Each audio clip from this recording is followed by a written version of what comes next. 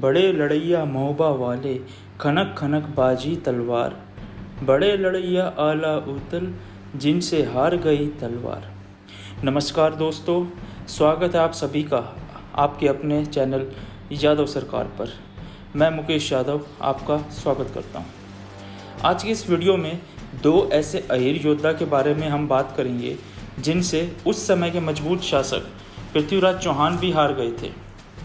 वीर भूमि बुंदेलखंड, जिसने एक से बढ़कर एक सूरमा दिए, जिनकी कीर्ति वीर रस के गीतों में आज भी जीवित है।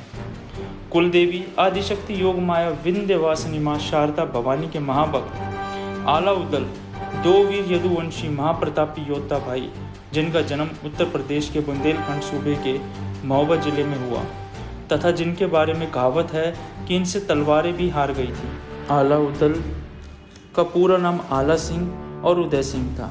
इनके पिता दशराज सिंह दो भाई थे एवं उस समय उत्तर भारत के सबसे बड़े शासक चंदेल वंश के राजा बछराज सिंह और दशराज सिंह को अपने पुत्र की तरह मानते थे और ये दोनों चंदेल राजवंश की सेना के प्रधान सेनापति थे। आला उदल के वंश की उत्पत्ति को लेकर इतिहासकारों का ये मत है कि इनके पिता दशराज सिंह वनाफर कुल के थे, जिनकी उत्पत्ति वनाफर अहीरों से हुई थी।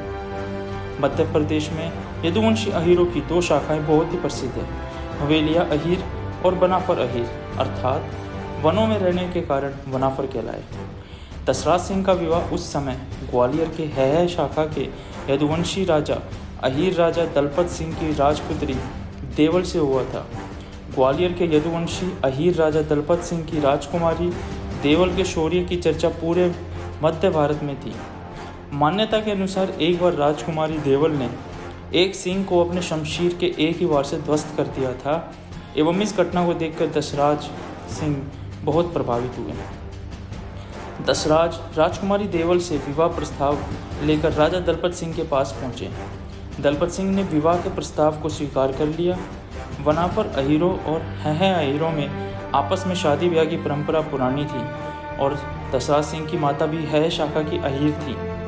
दशराज सिंह और राजकुमारी देवल को माँ शारदा की कृपा से सन 1140 ईस्वी में आला उदल के रूप में दो महावीर पुत्रों की प्राप्ति हुई।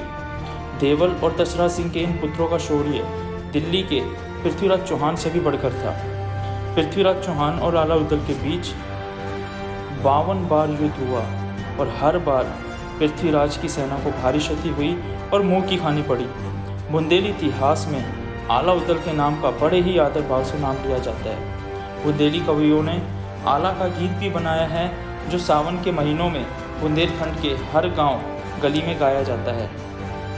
महोबा में स्थित माँ शारदा शक्तिपीठ पृथ्वीराज और आला के युद्ध की साक्षी है। पृथ्वीराज ने बुंदेलखंड को जीतने के उद्देश्य से 11वीं सदी के बुंदेलखंड के तत्कालीन चंदेल राजा परमिंद देव राजा परमाल पर चढ़ाई की थी एवं राजा परमाल को परास्त करने के लिए उनकी राजकुमारी बेला का अपहरण करने की नीति भी बनाई थी। कीरत सागर के मैदान में महोबा व दिल्ली की सेना के बीच में युद्ध हुआ। यह युद्ध बहुत ही भयंकर था, इतना ही रक्तपात मचा जिसकी आप कल्पना भी नहीं कर सकते। इसमें पृथ्वीराज चौहान की पराजय हुई और इसी रण में आला उदल ने पृथ्वीराज को प्राण दान दिए थे। माँ शारदा के परम उपासक आला जी को वरदान था कि उन्हें युद्ध में कोई नहीं हरा पाएगा। बैरागढ़ का युद्ध आला उदल और पृथ्वीराज के बीच जो आखिरी युद्ध लड़ा गया था वो बैरागढ़ में ही लड़ा गया था। बुंदेलखंड को जीतने के लिए पृथ्वीराज ने आखिरी बार वहीं चढ़ाई करी थी। वीर योद्धा आला ने पृथ्वीराज से युद्ध के लिए बैरागढ़ में डेरा डाल रखा था। यहीं वह पूजा अर्चना करने आए तो माँ शारदा ने साक्षात दर्शन देकर उन्हें युद्ध के लिए सांग दी। काफ़ी खून खराबे के बाद पृथ्वीराज की सेना को पीछे हटना पड़ा।